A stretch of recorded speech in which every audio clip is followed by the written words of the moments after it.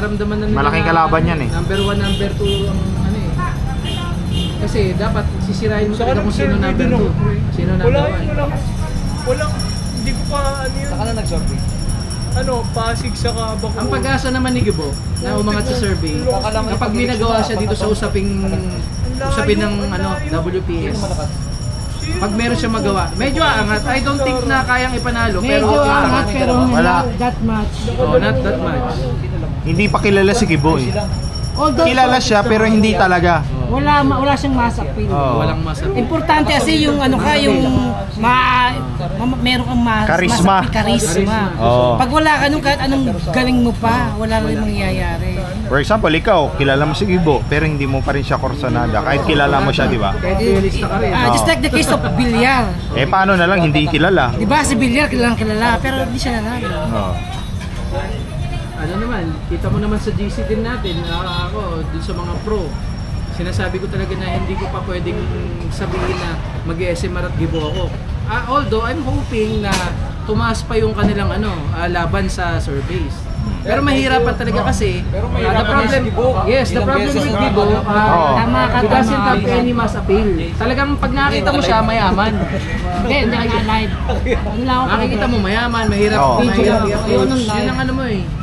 Yun ang stigma ng mga ibang tao. Lalo na, let's face it, marami pa rin talagang Pilipino, ang mga botante na hindi pa ganun ka-crucial mag-isip, ka-critical mag-isip kung sino iboboto. Kailangan kasi nakikita mo sa kalsada eh. Oo.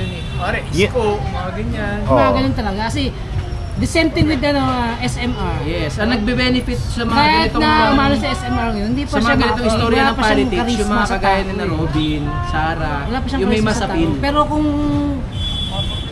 umangat-angat pa yung ni SMR, Hindi, kung tuloy-tuloy ni Speaker Martin yung palengke-palengke niya. Okay, Pwede siyang Malupit umangat. yun. Pwede siyang at umangat. dapat tagay yung ano niya, yung team niya no, maaga. Oo. Magaling ang team niya dapat. Pero Ito isa din ginawa kasi ni naging Isko, no, problema maganda niya. yung team niya sana, kaso nga lang nag-ano siya Totoo yun. nag-overboard siya talaga. Sabi ni Salomo yung Kasi, alam mo ba? tandem, Rapid Tulpo, tsaka SMR. Binigyan siya ng problema ni Inday Sara.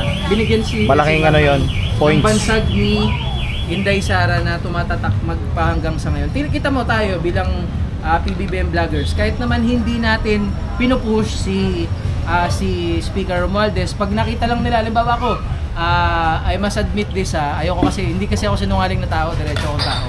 Nung nakita ko yung cancer center, gusto ko tong i-content, sabi ko kasi magandang tulong ko sa mga taong bayan. Ang picture na nakita ko, nung tiningnan ko yung mga picture tungkol dun sa cancer center, nakita ko si SMR. Tinanggal ko siya. I must admit, ayoko kasi maging plastic na tao. Tinanggal ko siya kasi, hindi ko siya tinanggal dahil ayoko makredit sa kanya. Ang gusto ko, mas mangibabaw yung gusto ng mga tao na makita na si PBBM gumagawa ng paraan para magkaroon ng hospital. Kaya nung nakita ko yung mga pictures na gano'n, sabi ko, gusto ko maunawaan ng mga tao na si PBBM may malasakit sa mga kababayan natin na nagkakaroon ng sakit na cancer. Kaya inomit ko siya dun sa mga pictures. Kita mo, medyo maganda ang pagtanggap nila dahil tinanggal ko siya doon. Pero pag once na maisama mo siya, mapapansin nyo, kahit na napakaganda nung sinabi mo, kahit maganda yung proyekto, tambaluslos, mga ganun, tambi. Yun ang mga sinasabi ng mga tao. Hindi, ang point naman doon, hindi naman magagawa ni SMR yun, kundi Hindi, kahit na, pero hindi na unawa ng mga ibang tao. Yun, akala nila, ginagawa niya yun dahil siya yung nangunguna doon. Ang lumalabas kasi, ang lalaki ng tarpaulin ni yun lang Romualdez kaysa kay BBM. Pero ang pinaka-point talaga, dapat si BBM talaga pinaka-priority. Kasi ina-point lang naman ni BBM si yun lang din talaga, hindi mo naman. Pero nagigisa naman yung taong bayan yun. Ikat mo yan, ano siya eh. Siya kasing inaasahan din ng Pangulo eh. Siya ang first line of defense. Oo, so siya nga inaasahan eh, pero mas maganda doon, ang i-point talaga doon, si BBM Si BBM ang i-highlight. hindi, hina-highlight naman during the speech. Kasi siya kasi yung siya din kasi yung Speaker of the House. So kumbaga, siya din isa sa pinaka Isa sa na top malaking five, na government officials sa bansa. Siguro ang mapapayo ko na lang, naman, Justice, subukan siguro maging senador. Panlima ang speaker. Kasi ang point doon, hindi naman kasi ma-approve ang ganitong programa kung hindi dahil kay speaker. Yes, tama yan. Oo. Try niya kung maganda magiging At saka lahat ng mga, mga kalaban. papakita. lahat ng laws na ginagawa, At least 12 yun, unang-una ang mag-approve si speaker. Mm. Kaya lang, Lahat depende rin. siya mag-initiate, Incumbent pati kasi yung mga ito eh. case na gustong Alam i-file mo, sa kapag di ba? Si speaker mag-initiate lahat. Sino ba yung mga tatakbo ng senador? Si Bato de la Rosa, Senator Ivy, Bongo. Senator Bongo. Si Senator Bongo papasok yan dahil sa malasakit centers niya. Kumbaga, nararating ang kanyang mga plataforma, nararamdaman ng mga kababayan nating mahihirap. Kaya lulusot at lulusot yan. Naglabas na ng survey yan, nasa top. Sa top siya, no? Si Congressman Tulfo, si Erwin, lumalabas Number din na number 1 siya. Kasi siguro Next year pa yan? Dahil nga si Tulfo, nagna-number 1 din sa survey. Minsan ganun eh. Pag narinig pala kasi natin ang apelyido, lalo na yung mga kababayan natin sa probinsya, yun ang pinagbabasihan nila. Pag narinig nila ang salitang Tulfo, ang apelyido na Tulfo, talagang iisipin nila, synonymous ito sa pagtulong. Kaya ito ang pwede nilang iboto pagdating ng panahon bilang isang senador. If in any case, no, si Sen Amy tumakbo as Vice President, maboto mo o hindi? Hindi ko consider mo o Hindi ko rin kasi alam kung sino makikiging kalaban eh. For example, si ano, Sino ba? Si Robin? Si- Pero si- definitely mas iboboto ko si Senator Amy kung si Robin man lang ang kalaban talaga ha. Pero hindi pa natin kasi alam eh. Pwedeng may ibang umangat dyan eh na tatakbo. Hindi nga natin alam. Baka mamaya si SMR din patuloy ang pagtulong. Minsan naman ganun eh. Importante natin Feeling ko ayaw niya. wag tayo kumano sa karakter. Ayaw Tingnan ni natin SMR yung ng Vice President. Kung- Feeling ko oh, sa akin din eh. Oo. Kung tatakbong pa, Kung tatakbo siya ng Vice President, gusto ko pa manatili ng wing speaker, di ba? yan. Pero kung sa akin kung tatakbo si Sen Amy, susuportahan siya ni speaker eh. Isa lang naman kasi yan eh. Tingnan natin, nag-aaway sila. Hindi sila Ayaw, pwede malabo yun. magtatalo dun eh. Kasi isa lang yan. Ito na sila, may gap na eh. May riff eh. There's a riff eh. I don't know. Natuklasan ako eh. Pero alam natin na ang politika naman walang permanenteng kalaban, wala rin permanenteng kaibigan eh. So hintayin natin. Kasi yung mga dating akala nila, yung larong politika noon, makukuha pa nila ngayon. Iba na kasi yung laro ngayon. May social media eh. Alam ng taong bayan. Natuklasan daw siya. Sige nga. Klaseng vlogger to. Sige nga. Natuklasan siya kaya hindi daw susuporta ni Senator Ivy si SMR.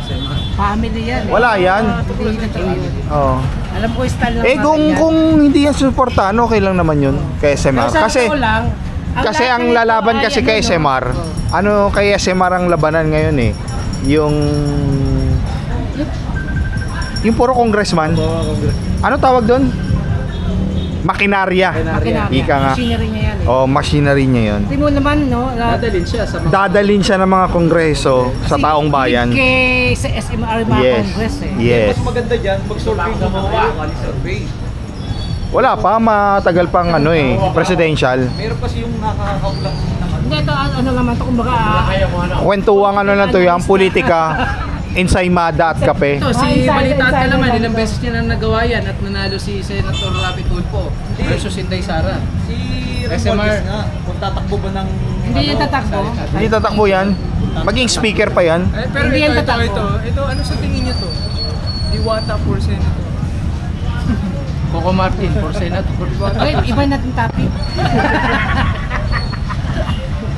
Uy, si Coco Martin, pag nanalong vice president si Robin, Di ba si Robin, magtatangkayan someday. si Robin, kailangan ng kalab team sa Sharon Cuneta for Senator. Wala. Wala, negative yan. Dinadala niya yung Kiko. Si Robin Padilla. Tapos kakanta pa rin ng maging sino ka man. Wala. Last- Negative yan si Sharon. Last term na siya Mag-isip ng Mas gusto pang tumakbong senator si Vilma Santos.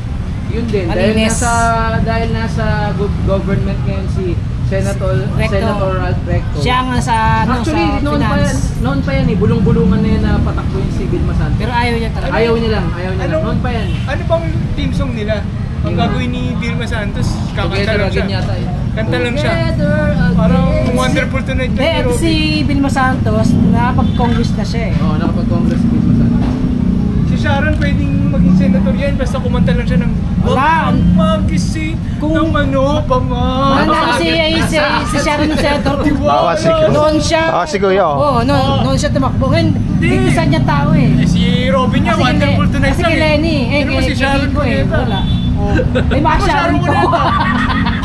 Baka Sharon si... Di ba pag magsasalita ka pa lang, ano, iboboto niyo ba ako? Ang sasabihin lang ni Sharon Cuneta sa'yo, "Huwag kang mag-isip ng ano pa man." Mahihirapan sila ngayon, malalakas yung mga senador ngayon. Tapos aakyat pa si Kasi anak ni Villar tatakbo, si Camille. Aakyat pa Oo. sino?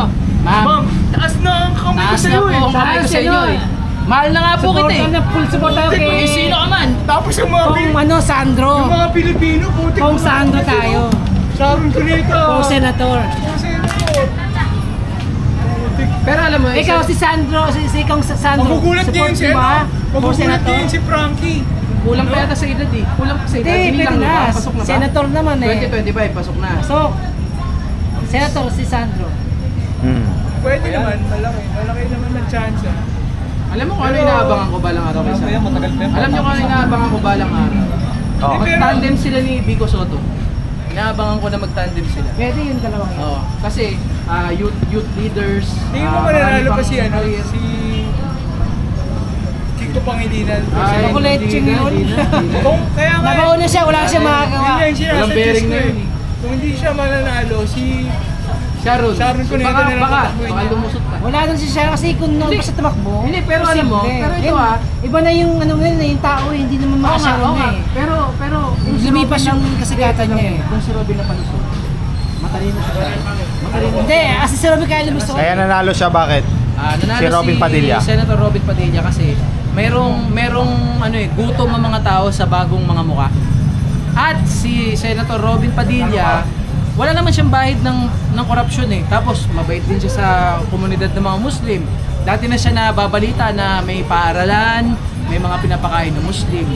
Tapos sumakay pa siya sa kasigatan ni Duterte dahil talagang pinatunayan niya na loyal siya kay Duterte. At nakakuha pa siya ng pagmamahal sa mga kakampings through Chris Aquino. Tsaka ang kwento rin kasi ng pagsisipag ni Mariel, kinagat ng mga tao na hindi kagaya ng ibang tumatakbo si Robin, wala siyang budget on a national level. Pero dahil sa ginawa ni Mariel, nagbenta ng mga kung ano-ano. Parang in-acknowledge ng mga tao yun na si Senator Robin Padilla pala ay may pamilyang parang katulad din ng sa atin. Para lang magawa natin yung isang gusto natin, susuportahan ng kanyang mga mahal sa buhay. So kaya siya naboto. Ako naman personally, binoto ko siya dahil artista din ako. At noon pa man, sinasabi niya kung anong problema namin.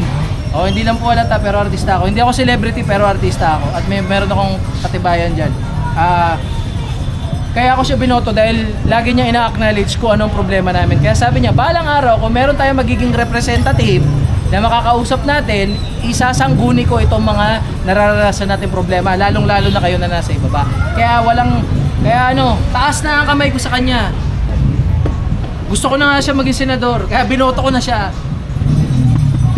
Ganon yun, pero ngayon, mapapatunayan ko nagkamali ako. Never kong pinagdudahan si Sir, Senator delegato Robin sa politika, oh. nasalat siya sa kaalaman. Gusto mag-share ni Sir, ah. Kasi pwede ko naman sabihin na pwede naman mag-hire ng advisors eh. Pwede mo naman na, halimbawa, 2 advisors mo. Siguro naman si Robin Padilla may kaibigang abogado na totoong kaibigan niya. Ako nga may kaibigan ako abogado eh. Tapos na kumain, Dre. Pwede siya makakuha ng ng magandang payo kung paano siya gagawa ng mga batas na maaari makakatulong sa ating mga kababayan. Pero mas pinili niya na maging supporter pa rin ni TRRD. Kagaya nito, itong mga opinion niya tungkol kay Kibuloy na that's very unbecoming of a senator. Kasi dapat pag senator ka, laging sinasabi pag senator, Salit pala yan. senador, walang nire-represent, pero hindi po totoo yun. Ang tunay na nire-represent ng senador ay taong bayan mismo lahat, kasi lahat tayo may karapatang iboto sila. Saang distrito ka man, saang bayan ka, saang syudad ka, iboboto mo ang isang senador. Kaya hindi totoo yung pinagsasabi nila na wala itong mga representasyon ng mga senador na to. Ang nire-represent nila, tayo mismo, buong Pilipinas. Kaya ayusin na lang ang kanilang trabaho. Mabagal sila when it comes to Chacha na pinasa ng Congress doon. Hindi kasi meron silang takot na mawawala daw sila kahit na hindi naman Hindi yun ang naman totoong usapan. sinabi naman, wala naman doon Kaya, nakalagay bakit naniniwala sila kay ganon talaga? dating Pangulong Rodrigo Roa Duterte. Kagaya niyan, palalawigin daw ng term ni PBBM. Economic provisions lang naman ang pinag-uusapan, education. Anong kinalaman nun? Ang ayaw nila dito kasi, sa idea na magkakaroon ng charter change ng economic provision, ganito kasi ang pwede mangyari. Huwag na tayong gumaya sa mga ibang vloggers na may mga hindi sila sinasabi. Kapag nangyari ito, itong economic provisions, nakapasa ito, gumanda ang ating ekonomiya. Obviously, merong mga magfa-file ng mga motion or any laws or kahit anong pamamaraan na magbibigay suggestion na kung maaring palawigin ang term ni PBBM, o kung hindi man palawigin, pwede siyang magkaroon ng re-election. Kung ikaw, common sense, kung maganda naman ang naging takbo na ekonomiya dahil dito sa magiging pagbabago sa ekonomiya, ayaw mo pa ba na ayaw niyo pa ba na ma-extend ang ni PBBM? Ayaw niyo pa bang ma-extend ang kanyang Ayaw niyo bang ma-extend ang kanyang panunungkulan? Ayaw niyo bang tumakbo siyang muli? Kasi pwede naman tumakbo siya muli kung hindi siya manalo, di ibig sabihin ayaw na talaga sa kanya ng tao. Kasi common sense lang barangay captain pwede tumakbo ng 3 beses, 3 years yata minsan, 'di ba? Na umabot pa yata ng 5 years minsan dahil walang budget kuno, 'di ba? Saan ka makakita barangay captain na isang barangay lang ang kanyang binabantayan, ang kanyang pinamumunuan? Pwede siyang tumakbo ng paulit-ulit. Mas mahaba pa ang term niya sa isang presidente. 6 years lang po ang term ng ating presidente. Paano niya magagawa lahat ng mga kanyang tungkulin kung buong bansa ang kanyang hahawakan, di ba? So kaya dapat palawigin talaga ngayon. Pero gayon pa man, hindi yan ang focus nitong economic provisions on charter change. Ang focus nito mabuksan ang ating ekonomiya sa investments ng ibang bansa. Maraming tatamaan ito. Maraming tatamaan. Pati yung issue natin sa WPS, pwedeng makatulong itong economic provisions. Bakit kamo? Pag maraming dayuhan ang naengganyo na mag-invest dito, magbigay ng kapital nila. Siyempre, kung yung mga establishmento nila, kung magkakaroon ng gera, maaaring tamaan yan. Siyempre, sa under the law, dahil binigyan na sila ng investment dito o mas karampatang pamumuhunan, kumbaga mas darami talaga yung mga negosyo nila dito. Paano kung madama yung mga establishment nila dahil sa gulo na yan? Magiging kalaban tuloy ng kung sino mang gegera sa Pilipinas, itong mga bansang ito. Dahil nadama yung mga establishment nila, maaaring ang mga tauhan nila dyan nanggaling sa kanilang bansa, di ba? So, parang ganito yan, mahihirapan sila ngayon na ibuli ang Pilipinas kahit gaano pa kalaki ang isang bansa. At maaaring yung malaking bansa na yan, dahil nga dito sa economic provisions, baka mamaya, hindi na nila masyadong pansinin itong WPS. Kasi, bakit natin papansinin itong WPS? Pwede na tayo mag-invest dyan ng maraming mga negosyo. Diba? Parang magiging katuwang na natin sila. Mas maganda yung hindi tayo nagkakasakitan. Mas maganda yung kumikita tayong lahat. Lahat tayo ay nakikinabang. Unlad. Diba? Umunlad. Yun naman ang usapan yan. Tsaka, 1987 pa, hindi na napapalitan yan. Cory, 3310 pa lang. 5110 na. Wala pa nga Wala pang cellphone Hindi doon. pang iPhone, no? Cory, FVR, ERAP, PGMA, Pinoy, at Duterte. FPRD. Pansinin nyo, kung kayo mahirap pa rin o halos hindi gumalaw ang inyong pamumuhay, baka hindi na yung mga dating presidente natin ang nagkamali. Baka yung mismong sistema na mali. Kaya panahon na siguro upang baguhin yan. At Hindi naman lahat yan babaguhin Economic provisions lang po. Marunong po tayo magbasa. Huwag po tayo naniniwala sa mga nagpapakalat na ito ay para sa pag-extend ng termino. Wala pong ganun. Pwede po natin isalin yan sa Tagalog. Kung ang lingwahe nyo po ay Bisaya, pwede po natin isalin yan sa Bisaya. Kaya wala po kayong dapat ikatakot. Ang natatakot lang dyan yung mga siguro baka may mga businesses na malalaki, na mga oligarchs, tatamaan yung business nun pag meron sila naging competition, kaya ayaw nila. Kasi itong mga umaayaw din, minsan nagpanukala din o pinag-usapan din nila na sana mabago ang konstitusyon, pero hindi lang nga nangyari. Kaya Hindi sila naging successful. hindi sila successful. Gusto na lang hilahin na rin pababa itong administrasyon ng PBBM. Kasi hindi nila kaya talaga yung Marcos. Kung paano, oo. Yes. Marcos is Marcos. Oo, iba yung Marcos Ibang Marcos. Diba? Kasi meron talaga siyang masinit. Kaya yung- At saka financial, Bakit? support yung kanilang mga... Yun nga, sinasabi ko, bakit si Marcos lang yung may concern sa karagatan ng Pilipinas? Bakit siya lang kaya niyang gawin? O, di ba? Dati hindi nagawa. Bakit silang Di ba? Tsaka siya lang may provision. Siya lang lahat. lang may provision. Tapos, sinasabi nila na adik ang presidente. Paano maging adik? Siya yung nagsasalita sa buong mundo. Pinapakinggan ka. Tingnan mo nga yung adik, ano mo dyan? Mag-speech nga siya. Kahit ako, hindi ko kaya mag-speech ng ganun eh. Ma-addict. Oo. Di pa tayo addict na. Oo. Nakakatakot isipin kung ang addict kasing galing ni PBBM, baka lahat tayo addict na. Oo. Dahil hindi natin kayang pantayan ang kanyang Oo. talino. At ganun. Pa sa sinasabi lang. Biglang magano yun. Kaya magaling Biglang manginig yun. Nakasyabu. Oo. Balat na magsyabu para Oo. gumaling lang. Mali yung kanilang Mali talaga. Tsaka hanggang ngayon, Discount common nila. sense na lang po. Sentido commun, hanggang ngayon wala yung At saka isa pa, no, di ba? Ang madilawan, kakamping, kung totoong merong pulburon si video na ganyan, ginamit na nila yan noon pa man. noon pa yan. Hmm. Eh lahat no, ginamit nila eh. Lahat, Oo. dinako kung anong Tsaka ginawa. wala po sila Wala hanggang eh. ngayon. Ano ba ang unang pinramis nila? Anong buwan ba 'yon? Last year pa 'yon, di ba? December 'yun, di ba? December 5 ba 'yon? O December 5, wala po tayo Hanggang nakitang ngayon, wala video. pa rin. Hanggang ngayon wala pa po. Mas mukha pang mas mukha pang addict si si Baste.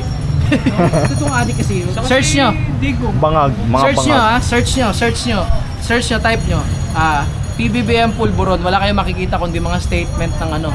Pero type nyo, Duterte Pulburon, makikita nyo si PRRT may kinakaya Pulburon.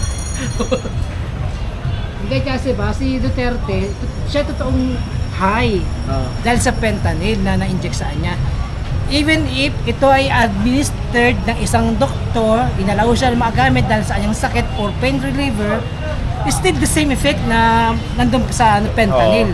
Hindi mababago yun. Although administered lang ng doktor, prescribed ng doktor, pero yung effect ng isang side effect Addict. ng isang fentanyl, nandun pa rin, mag-hallucinate ka pa rin. Parang mga addict. Kung ano-ano na nasasabi mo, nakikita mo, nandun pa rin siya. Oh, ano mas Effect niya nandun pa rin. Hindi ano mas mawala yun. Okay. So ano masasabi mo na bakit pag lumalabas ang pangulo sa ibang bansa, tsaka sila nagbibigay statement ang Ayun, no? ang former President Duterte? At kung mapapansin nyo rin, no, Yan. na-i-post ko sa aking sa FB ko na Lakas ang loob. napapansin mo kapag si PBBM ay lumalabas sa ibang bansa para sa mga summit meeting etc. At siya nagsasalta si PRPD si Duterte. Oh. Ba't siya nagsasalta against? Dapat pag nandito, salita siya. Kasi laging ganun ang ano niya. Ngayon na naman, nasa US si President Marcos, salta naman siya against kay PBBM, si Duterte. Ano yun? Bukas na yata uwi niya, di ba? Kapag may nasa labas si... Simple lang May yan. mga mission si PBBM, Simple tsaka lang siyang yan. When the salita. tiger is away, the mouse will play. Ayun, no? Isa pa yun. Ano po, siyempre, ganun po ang ugali ng isang traidor. Kung kailan po nandito si PBBM, pwede naman na nilang gawin yan. Pero tinataon talaga nila kung kailan wala ang ating Pangulo. Yun nga, sinabi ko kagaya kanina. When the tiger is away, the mouse will play. Ganun po talaga yan. It is proven na lumalabas po ng longga itong mga hindi po kayang humarap. Matapang na humarap kung kailan wala yung maaring sumaway sa kanila o yung mga taong pinatutungkulan nila. Kaya nga nakakapanghinayang lang din. Ako naman dating supporter ni FPRRD.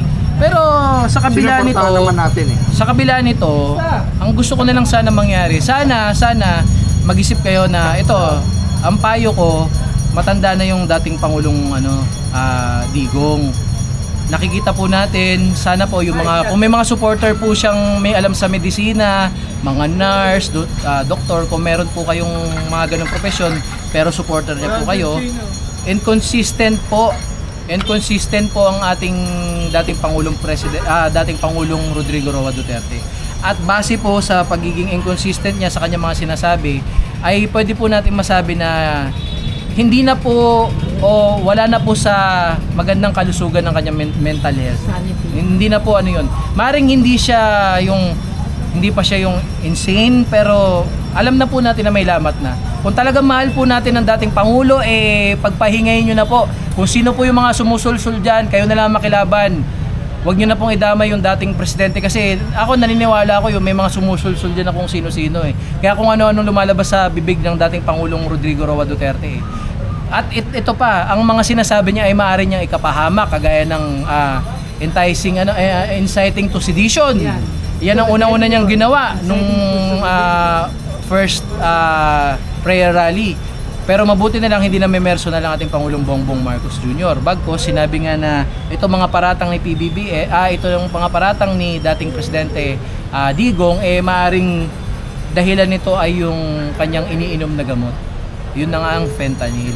So sana maisipan yung pagpahingayin na lang ang ating dating Pangulong Rodrigo Roa Duterte. Huwag niyo na siyang gamitin sa inyong sa inyong pansariling kapakanan. Kung talaga mananalo kayo. Kung talaga malakas kayo mga vlogger, huwag niyo nang gamitin ang dating presidenteng Rodrigo Roa Duterte. Pagpahingayin niyo, pagpatuloy niyo lang ang laban. Andiyan pa yung mga dalawa niyang lalaki, bruskong anak na hindi naman kumasa noon sa hamon ni Baron Geisler. Hindi rin kumasa na magubad kung ako si Pulong, nagubad ako dati. Pero itong sasabihin ko, pag nagubad ba ako, Trililing o Trillanes, syempre hindi ko naman pwedeng gawin yun sa korte. Pag nagubad ba ako, papayag ako, magubad ako ng likod, pero sabay tayo magubad din ng short pagkatapos. Wag dito kasi kabasusan ito we need to have a proper decorum, pero hamonin kita. Ubad ako pag wala ka nakitang sa likod ko, wala ka nakita tato, didilaan mo likod ko. Oh, di ba? Pwede yun. Ako ganun ang gagawin ko. Ang didilaan. Ismapet ko. Paano na Ako, papayag ako nun wala Joke lang. Hindi natin alam yun. Hindi, ang plano ni Trillanes, pipicturan, tapos papadala daw sa mag-a-analyze ng tattoo.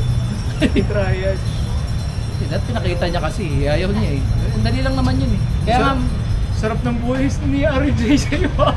Kaya nga tapos pag hindi mo kami naambunan dyan Marami kang ambon sa akin. Ito mo, bagyo pa Bagyo pa Kaya nga igigess na nga kita si naman. Okay, Kaso masyadong safety May Playing safe to May natuklasan po si... Ano po natuklasan mo? Hindi siya susuporta. Hindi na susuporta. Okay, tama na yan. Tara na, may trabaho.